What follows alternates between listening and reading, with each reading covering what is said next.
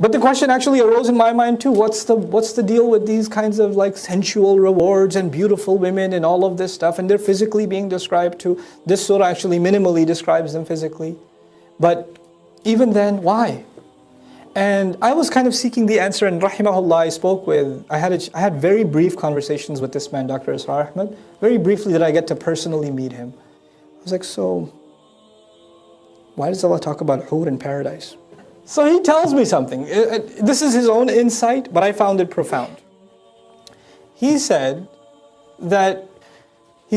young men in a society that are exposed to fahsha all the time, the thing that the Prophet fears for his ummah is shamelessness the most. And our religion, compared to any other, is the most conservative and the most restricting when it comes to interactions between men and women. From dress code, to the kinds of conversations you can have, to khalwa, to being alone with a non-mahram, to the settings and gatherings and things like that. It has the most restrictions. After all, you guys haven't gone through it, but if you get a chance, go back to the recordings and go through Surah An-Nur.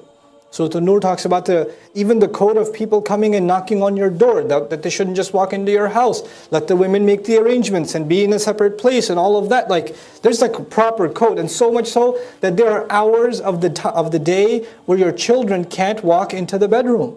They have to knock outside. You have to have code put in your home for gender interaction. It's pretty amazing stuff. How boys after a certain age or kids after a certain age can't share a blanket. They can't even share a blanket with each other. There's so many incredible restrictions about this stuff. There's so many precautions about this stuff in our religion. It's kind of something to wonder about. And then the exact opposite is described in Jannah, right?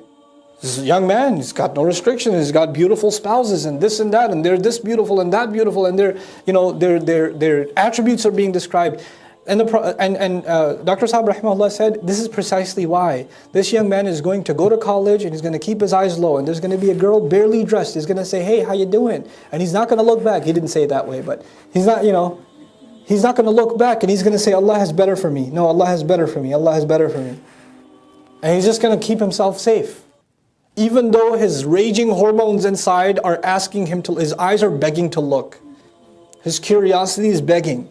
The opportunity is there, the freedom is there, the youth is there, the energy is there, the looks are there, everything is there for him. But he says, no, I'm going to hold back. I'm not going to do it.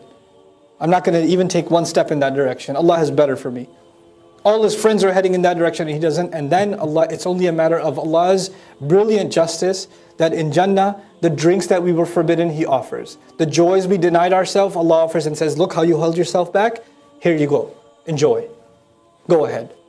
I've opened that door for you. So it's actually the reversal of the same restrictions Allah has put on us in this dunya. That's why haya is so important here. You want to party in Jannah, you better watch your haya here. Allah doesn't deny that we have temptations. He doesn't deny that we have thoughts. He doesn't deny that, waswasa comes to us all the time.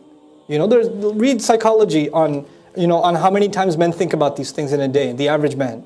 You can't deny this, that it's there. That Allah put it inside us. زُيِّنَ لِلنَّاسِ حُبُّ الشَّهَوَاتِ مِنَ النِّسَاءِ, number one. But Allah will allow that to be exercised in Jannah in this way.